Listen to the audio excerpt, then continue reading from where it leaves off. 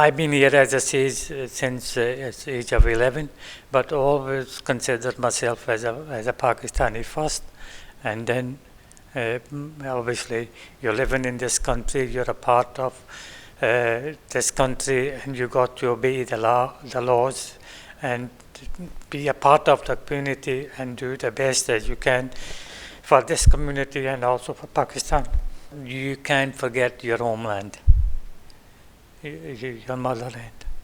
Scottish people are very tolerant, what I find too, because obviously I've met lots of Irish people, met a lot of other people in the army, etc. And over here, been to England several times. You know, my daughter stays in Sheffield. We have traveled exceptional. I've traveled quite a lot of Europe, been to lots of countries. Scottish people on the whole, they are very tolerant. They'll say what they feel into your face. They won't hide anything. Generally, they accept you as for what you are. I see a lot of changes within the generation now, and I'm very frightened really, because we're losing our identity first and foremost. What we got drummed into us, that your mother language, your mother tongue, you must learn it. And I find that I drum that into my children. Oh, alhamdulillah, children speak and understand. My daughter, she can read and write, and obviously she has worked with the community quite a lot, and she speaks, and my other children speak and understand. But the young generation now, they don't speak. Well, majority of them, they just speak English in the house, etc. And we keep on. I mean, you can only advise them, but I can blame them as well, because our story is different. We were born there. Our homeland is there. They are born here. For far as they're concerned, though their mother and father are from a different country, but they feel themselves as a part of here. So they don't, take our value as their value, as we would take them. But to us, our religion and our value come first rather than anything else. There was a mosque, there was a seaman club in Norfolk Street, and I remember myself, my three brothers, one or two friends from Bonipack, they were about the same age as me, so we used to travel from Monteith Road into there, and they were mostly based in Gorbal, so we would go there at the weekend for our religious education. I got taught in Pakistan as well, but I didn't finish it or that, and I didn't finish it here as well.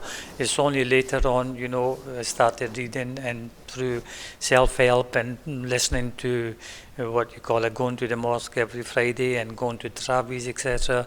Learned most of the surahs, etc. by heart, just by listening and, going to Travis, going to all the lecturers. As I say, there wasn't much facility, there wasn't mosque at that time in Glasgow. We only had the building Shaheen Saab gave us over there before the central mosque got built, so everybody used to go into that building. There wasn't any purpose-built mosque, but you find that the older people who came over from there, obviously they knew about religious, because over there, everybody knows from childhood what you are, etc. So they had at least some knowledge of it. The second, my generation, we knew the value of religion. We passed that on to our children, and we tried to provide as best as possible the facilities which were available to us to take the children, make the effort, doing shops, etc., doing everything else, but still find time to bring the children, to give them the basic background of our religion. We had the ground where the fire station is now in Cumbernauld, but there was some sort of argument or whatever it was, and that never went through. Naim Raza, he tried to get something going in Cumbernauld, which didn't materialize. Subhanahu Ta'ala who whoever want to get things done by. So we we used to, as you know, pray in Haji Nemat's out in the village. We sat down, we discussed about this. We started this Islamic Education Trust, as you know, back 10, 11, 12 years ago. We approached the council. The council was very helpful. They gave us 2 or 3 sites for the mosque. We decided on the Craig Albert one, which you know, which is a beautiful site, and it's ideally. So we started the process of acquiring the ground.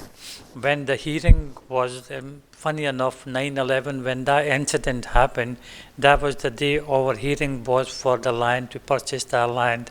And Gordon Murray, who was the provost at Cumbernauld at that time, he was also the councillor for that ward. He opposed us because that ground was a prime site, and we was getting it next to nothing because the church across the road, they got it for the same price. So obviously they couldn't discriminate and give us that land. So alhamdulillah, we got that 2-acre site from the council for making the mosque. And we, as you know, through our struggle and obviously the whole community was behind that, and we managed to gather 3.5 million and complete that purpose-built mosque. Once I got married and my daughter came, and then I sort of went into the religious side. We used to come from Glasgow, from Cumbernauld to Glasgow every Ramadan to do Taraweehs, etc. for Juma and that, you know. So I just got into that. I think if you have a good partner, that's quite a very good help as well. And obviously, you know, once you have family, then you have more responsibility, and you want to obviously progress yourself and do well and make an example, be a role model for your children. Nowadays, you see the challenges are more severe than what they were before. But if you believe in yourself, and you got to have a belief in yourself and be positive that you can do it, there's going to be hurdles along the road, especially if you're, you know, Asian or from any other background. It's going to be double. You got to put double the effort in to achieve what other people want to achieve. So you just have to have self-belief and positive and go forward and do the best you can do.